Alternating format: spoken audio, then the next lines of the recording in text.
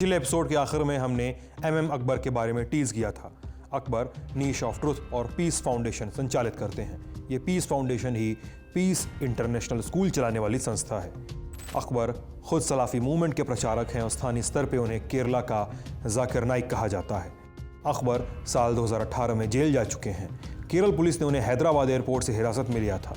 आरोप थे कि उन्होंने स्कूल बुक्स के जरिए बच्चों से धर्मांतरण करवाने की अपील की थी। सुनिए बातचीत में क्या बताते हैं। State government police filed a case against my school. And school used a book. State government police filed a case against my school.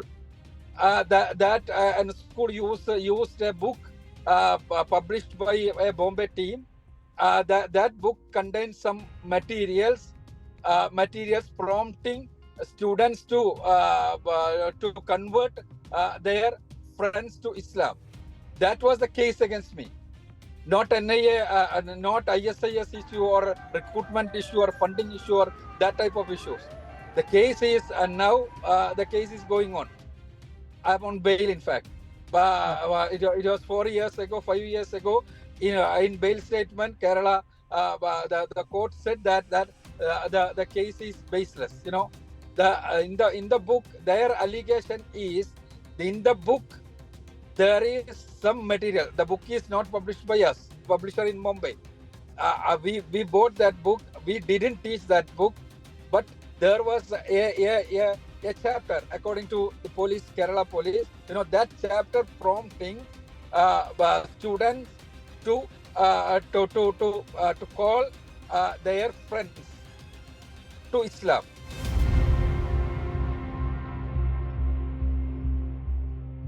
लेकिन इसके बाद के आरोप बेहद संगीन हैं। एमएम अकबर पर यह आरोप भी लगते हैं कि उनके द्वारा चलाए जा रहे पीस स्कूलों से इस्लामिक स्टेट में भर्तियों में मदद मिली। पड़न्ना में मौजूद पीस स्कूल में मुस्लिम युवाओं को रेडिकलाइज करने वाला राशिद अब्दुल्ला खुद स्कूल में पढ़ाता था। गायब होने के पहले उसकी पत्नी सोनिया सेबेस्टियन भी इसी पीस स्कूल में काम करती थी। इसके बाद अफगानिस्तान भाग जाने के बाद राशिद अब्दुल्ला ने एक वॉइस नोट भेजा था। इस मैसेज में अब्दुल्ला ने कहा था कि एमएम अकबर इस्लामिक स्टेट की भर्ती में मदद पहुंचा रहे हैं। उसने कहा था कि एमएम अकबर भारत में इस्लामिक शरिया स्थापित करने का काम कर रहे हैं। अब्दुल्ला ने कहा था, मैं पीस स्कूल में एचओडी था। मैं पीस स्कूल का कोर्स डिजाइन कर रहा था। अकबर ने मुझे कहा था कि उसका मकसद ज्यादा से ज्यादा मुस्लिम आईएएस और आईपीएस बनाना है, जिससे भारत में शरिया कानून स्थापित करने में मदद मिले। एमएम अकबर ने इसे नकार दिया था और कहा था कि इस्लामिक स्टेट जिहाद और हिजरा के नाम पर मुस्लिम युवाओं को गुमराह कर रहा है। अकबर हमसे अपने बयान में कहते हैं कि राशिद अब्दुल्ला पीस स्कूल का नाम खराब करने की नीयत से ये आरोप लगा रहा है और वो खुद असल में इस्लामिक स्टेट के खिलाफ खड़े रहे हैं। एनआईए से जुड़े एक अधिकारी बताते हैं कि साल 2016 में जब कुछ लोग केरल छोड़कर इस्लामिक स्टेट से जुड़ने गए तो इनके जाने के 8 महीने पहले एर्नाकुलम के ले मेरिडियन होटल में अकबर ने एक मीटिंग बुलाई। इसमें लगभग वो सभी लोग जो इस्लामिक स्टेट से जुड़ने केरल से बाहर जाने वाले थे, उनमें से कई लोग इस मीटिंग में शामिल थे। इस मीटिंग में एमएम अकबर ने लोगों से कहा था, मुझे मालूम है कि आप में से बहुत सारे लोग इस समय इस्लामिक स्टेट के संपर्क में हैं। यही समय है कि आप इस्लामिक स्टेट से दूरी बना लें। इतनी गंभीर जानकारी होते हुए भी एमएम अकबर ने सुरक्षा एजेंसियों को या सरकार को सूचना नहीं दी। अधिकारी बताते हैं कि अगर जानकारी होती तो लोगों को इस्लामिक स्टेट से जुड़ने से बचा लिया गया होता। एमएम अकबर कहते हैं कि एक वर्कशॉप थी और उनके पास सबूत नहीं थे, इसलिए उन्होंने पुलिस में रिपोर्ट नहीं लिखाई। लेकिन बस यही नहीं, एक कहानी है जो एमएम अकबर और इस्लामिक स्टेट से रिश्तों पर रोशनी डालती है। साल 2011 में मूसा सेरेंटोनियो नाम का एक ऑस्ट्रेलियाई मूल का व्यक्ति केरल आया था। मूसा की भी सलाफी इस्लाम में रुचि थी और वो धर्म प्रचार भी करता था। जब वो केरल आया तो उसके रहने और उसके भाषणों का इंतजाम अकबर ने किया। बाद में इसी मूसा ने इस्लामिक स्टेट की सदस्यता ले ली, लेकिन वो अफगानिस्तान में दाखिल नहीं हो पाया और आखिर में उसे डिगलाइज कर उसके घर ऑस्ट्रेलिया वापस भेज दिया गया। एमएम अकबर इस आरोप को भी खारिज करते हैं और कहते हैं कि वो मूसा से एक आयोजन में मिले थे और रहने रुकने का कोई इंतज़ाम उन्होंने नहीं किया था। अपने यूट्यूब चैनल पर वीडियो अपलोड करके अकबर ने मुस्लिम युवाओं से इस्लामिक स्टेट से बचने की अपील भी की है, लेकिन जिहाद पर उनके भाषण वायरल होते हैं। सुनिए जिहाद का मतलब एमएम अकबर के लिए क्या है। That type of case is not existing. Basically, no government agencies accused the case like you told against me. The only case is this one. no relationship of Peace Foundation with ISIS or ISIS recruitment. That type of case is not existing. You know, one of our staff, I want to clarify, one of our staff, Rashid Abdullah, of course, he was a person, he is among these persons who migrated to Afghanistan. He is among these 22 people. Only a person. Meaning of jihad is strife. You know, strife. If you the jihad starts when you fight against your evil desires. The self, you are doing jihad against your evil desires. Then when you propagate Islam means the Islamic message of peace and tranquility. You are doing jihad. Whenever a Muslim society comes into existence, it has got political power. When that political power and Islamic State, that Islamic State has that responsibility to stop, to fight against atrocities against Muslims. You know, if Islamic propagation is stopped, some lands or some countries, that Islamic nation should fight against them. Then only that fighting with arms comes in jihad. So jihad by some groups or that type of jihad by some persons is not Islamic, but only jihad, jihad of fighting only when a Islamic nation, you know, an Islamic nation has right to say jihad or call for jihad to the people or to the citizens of that nation for fighting against the atrocities of a team or a nation against Muslims in that nation. That's what.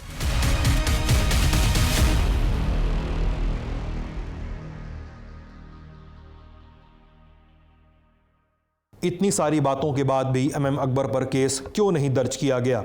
सूत्र बताते हैं कि राशिद अब्दुल्ला के message और तमाम बातों से यह लिंक कहीं भी नहीं बैठ रहा है कि अकबर ने सच में केरल के युवाओं की भर्ती इस्लामिक स्टेट में करवाई। एक अधिकारी हमसे कहते हैं, केस तो हम तभी बना सकते हैं जब हमारे पास पुख्ता सबूत हों, ताकि हमारी चार्जशीट पक्की बने। अभी तक अकबर के केस में ऐसा नहीं हो सका है। इस सूची में आखिरी नाम आता है सत्यसरणी का, पीएफआई का संगठन। सत्यसरणी पर आरोप लगते हैं कि उन्होंने केरल में इस्लामिक कट्टरपंथ को बढ़ावा दिया है, खासकर महिलाओं के बीच में। इस संगठन का नाम केरल के एक मशहूर केस में आता है, हादिया धर्मांतरण केस, जिसमें कोट्टयम के रहने वाली डॉक्टर अकिला अशोकन ने इस्लाम कबूल करके अपना नाम हादिया कर लिया था और अपने घर से बहुत दिनों तक गायब नहीं थी और कहा कि उसने शादी कर ली है। वो सत्यसरणी के साथ रह रही थी। केरल हाईकोर्ट ने शादी को बोगस करार दिया और कहा कि वो अपने पिता के साथ रहे, लेकिन जब मामला सुप्रीम कोर्ट में गया तो सुप्रीम कोर्ट ने हादिया की मर्जी को सबसे ऊपर रखा। कहा कि वो जिस धर्म में चाहे वहां रह सकती है, जिसके साथ चाहे उसके साथ रह सकती है। अभी हादिया मल्लपुरम में रहती हैं और उनके पिता कहते हैं कि वो अभी भी पीएफआई और सत्यसरणी के लोगों के प्रभाव में है। पीएफआई के बैन होने के बाद सत्यसरणी के लोग बात करने से बचते हैं, लेकिन कट्टरपंथ फैलाने और धर्मांतरण करवाने के आरोप उन पर अब भी लगते हैं। अब इस कहानी में जिक्र आता है उन लड़कियों का जो इस्लामिक स्टेट से जुड़ने केरल से बाहर गईं। एनआईए के मुताबिक 22 लोगों के समूह में कुल 6 महिलाएं शामिल हैं। निमिशा उर्फ फातिमा, मरीन जैकब उर्फ मरियम, सोनिया सेबेस्टियन उर्फ आयशा, रफियला, अजमाला और शमसिया कुरिया। इनमें से अजमाला की अमेरिका के ड्रोन स्ट्राइक में मौत हो गई और इनमें से इस्लामिक स्टेट ज्वाइन करने के पहले 3 लोगों ने अपना धर्म बदला। सोनिया सेबेस्टियन जो धर्म बदलकर आयशा हुई, मरीन जैकब जो धर्म बदलकर मरियम हुई और निमिशा धर्म बदलकर फातिमा हुई। लेकिन किसी निष्कर्ष पे पहुंचने के पहले इस परिवर्तन की कहानी जानना जरूरी है। जैसा हमने पहले बताया कि सोनिया सेबेस्टियन ईसाई मूल की महिला थी। उसने पीस स्कूल में पढ़ाने वाले राशिद अब्दुल्ला से शादी की और धर्म बदलकर मुस्लिम हुई और अफगानिस्तान चली गई। एर्नाकुलम की रहने वाली मरीन जैकब को बेस्टिन विंसेंट से प्यार हुआ। दोनों ही ईसाई थे, लेकिन शादी के कुछ दिनों पहले विंसेंट ने अपना धर्म परिवर्तन कर लिया। अब उसका नाम याहिया हो गया था। फिर मरीन जैकब ने भी अपना धर्म परिवर्तन किया, उसका नाम अब मरियम हो गया। दोनों ने शादी की और कुछ ही दिनों बाद दोनों नांगरहार की यात्रा पे चले गए। तीसरा केस है निमिषा का। निमिषा ने ईसा नाम के शख्स से शादी की, लेकिन ईसा एक समय ईसाई हुआ करता था। उसका नाम था बेक्सिन विंसेंट। वो मरियम के पति बेस्टिन विंसेंट का भाई था। धर्म परिवर्तन करवा चुका था और शादी के पहले उसने निमिषा का भी धर्म परिवर्तन करवाया और उसका नाम हो गया फातिमा। दोनों की शादी हुई और दोनों चले गए अफगानिस्तान। फिलहाल तीनों ही लड़कियां अफगानिस्तान की जेल में बंद हैं और तीनों के ही पतियों की अमेरिका द्वारा किए गए ड्रोन स्ट्राइक में मौत हो चुकी है। इन तीनों लड़कियों का परिवार बात करने के लिए एक बार भी तैयार नहीं होता है। मरियम के घर वाले एर्नाकुलम में एक मेडिकल स्टोर चलाते हैं। माता और पिता बात करने के लिए तैयार नहीं होते हैं। मरियम के भाई हमसे बातचीत में कहते हैं कि जो बीत गया सो बीत गया, हम उस पर और बात करके खुद की चोट को हरा नहीं करना चाहते हैं। वो कहते हैं कि मरियम से अब उनकी कोई बात नहीं होती। निमिषा की मां बिंदु तिरुवनंतपुरम में एक ब्यूटी पार्लर चलाती हैं। शुरू में परिवार बातचीत करने से इनकार कर देता है, पड़ोसी भी बातचीत करने से बचते हैं, लेकिन फ़ोन पर हुई बातचीत में बिंदु कहती हैं कि बातचीत करने से क्या होगा। बिंदु ये भी कहती हैं कि उनकी बेटी को अगर वापस लाया जाता है तो शायद ISIS की पैठ के बारे में सही खुलासा हो सकेगा। इस मशीनरी की कितनी पहुंच है, कितना इन्वॉल्वमेंट है केरल की ज़मीन पे, इसकी सही जानकारी मिल सकेगी। मेरे पास कहने के लिए कुछ नहीं है। इस तरह की फिल्में बनाना मूर्खतापूर्ण काम है। हमें एक प्रैक्टिकल उपाय चाहिए। मैं सभी को ये बताना चाहती हूँ कि मेरी चुप्पी का मतलब डर नहीं है। मुझे जो कहना था मैंने पहले ही कह दिया था। ऐसा कोई कानून नहीं है जो मुझे न्याय दिला सके। मेरे पास शेयर करने के लिए कुछ नहीं है। मेरे शब्द हवा में मारे गए पत्थर की तरह हैं, जिनका कोई असर नहीं पड़ता। लोग इस इंतजार में बैठे हैं कि मेरी जुबान से जो भी निकले उसे सनसनी बनाई जा सके। मुझे इस पत्रकार से बात करके क्या फ़ायदा होगा? क्या आप गारंटी दे सकते हैं? मुझे केवल न्याय चाहिए था, लेकिन लोग अपने पर्सनल एजेंडा के लिए कानून व्यवस्था का दुरुपयोग कर रहे हैं। ये सब कहाँ जा रहा है? ये हम जैसों के लिए कोई एक जैसी ही स्थिति नहीं है। इन सब के बारे में हम किन से बात करें? ये न्यूज़ चैनल वाले क्या करेंगे? लोग बस चाहते हैं कि बिंदु कुछ कहे। बिंदु के पास कहने के लिए कुछ नहीं है। मेरा किसी के साथ झगड़ा नहीं है, ना ही मैं किसी से डरती हूँ। ये न्यूज़ वाले कोई भी बदलाव लाने के काबिल नहीं हैं। बिंदु किस फायदे की बात कर रही हैं? दरअसल बिंदु ने कई मौकों पर भारत सरकार से अपील की है कि अफगान जेल में बंद उनकी बेटी को वापस इंडिया लेकर आया जाए और यहाँ पर उस पर केस चलाया जाए और उसे कोई सजा होनी हो तो यही हो। लेकिन भारत सरकार और जांच एजेंसियों के लिए निमिषा और फातिमा जिहादी संगठन से जुड़ी हुई भगोड़ा आतंकवादी है। NIA की वेबसाइट पर भी यही लिखा मिलता है, तो उसका प्रत्यर्पण आसान नहीं दिखाई देता है। बिंदु का तर्क है कि अगर निमिषा को वापस लाया जाए तो इस्लामिक स्टेट की केरल में कितनी पहुंच है और कौन सी मशीनरी इन्वॉल्व है जो युवाओं को लुभाकर इस्लामिक स्टेट की जद में पहुंचा दे रही है, इसका सही खुलासा हो सकेगा।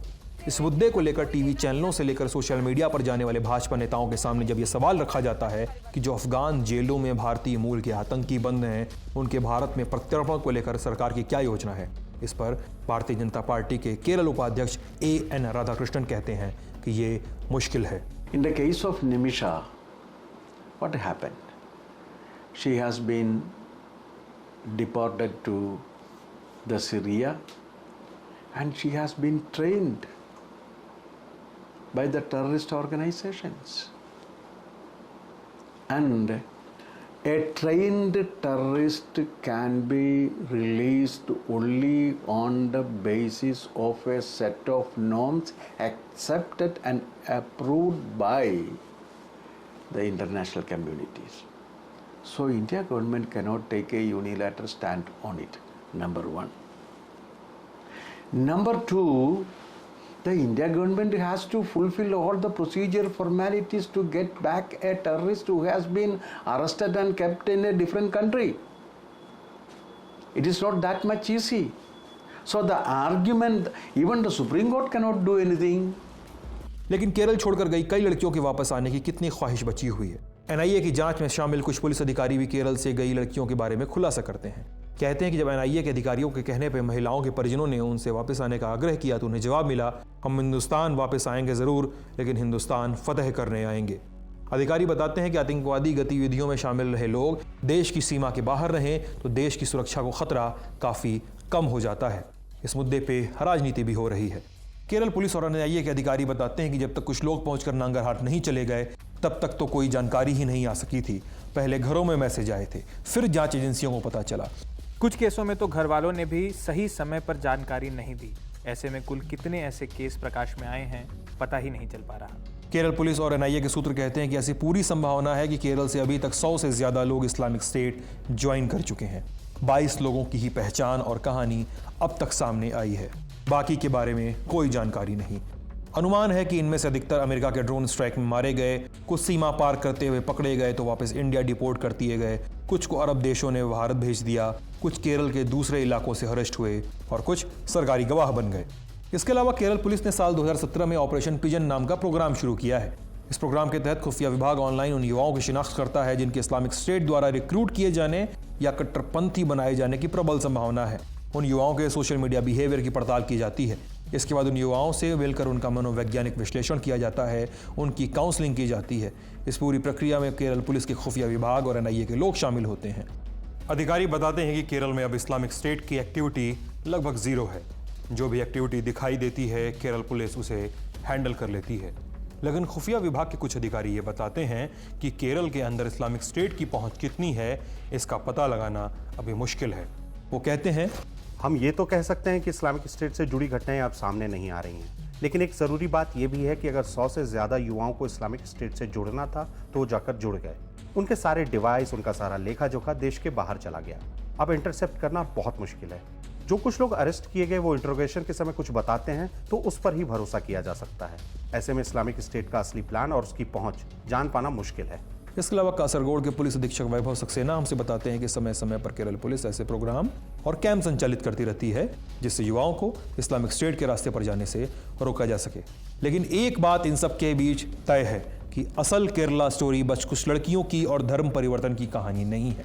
ये बहुत सारे युवाओं की कहानी है जिन्हें भ्रमित करके कट्टरपंथी बनाया गया, आतंकवादी बनाया गया और फिर उन्हें आतंकी संगठनों में लड़ने और मरने के लिए भेज दिया गया। पूरी तस्वीर पर ध्यान देना बेहद ज़रूरी है। जिन पर ये आरोप लगते हैं कि उन्होंने युवाओं को भ्रमित किया, रेडिकलाइज किया, वो कई सारे लोग जेल में हैं। पीएफआई की बंद होने के बाद की कहानी नहीं पता चलती है। एक पॉलिटिकल पार्टी है, इसके बहुत सारे नेता सीधे सीधे बात करने से बचते हैं। हमने कोशिश की, आगे भी कोशिश करते रहेंगे, जवाब आएगा तो आपको बताएंगे। घर वाले हताश हैं, कई घर वाले निराश हैं। वो बोल बोल कर मीडिया में बात करके थक चुके हैं। वो बोलते हैं इससे होगा क्या, मिलने से कतराते हैं, मीडिया से बात करने से कतराते हैं। कई लोगों का कहना है कि एक पिक्चर सही है, कई लोगों का कहना है कि एक पिक्चर गलत है। लेकिन पिक्चर की बात नहीं है। बात ये है कि एक राज्य है देश का, उस राज्य के कई सारे युवा किसी बहकावे में आके या बहकावे में ना आके, सवाल ये नहीं है, लेकिन वो देश छोड़कर आतंकी संगठनों में शामिल हो गए और ये एक बड़ी बात है। इस पे बात होनी चाहिए, इस पे बहस होनी चाहिए और इसके पुख्ता इंतज़ाम किए जाने चाहिए कि इस तरह की घटनाएं आगे होने से बचती रहें, न हो, ये ज़रूरी है। आपने इस रिपोर्ट को देखा, आप सभी का बहुत बहुत शुक्रिया।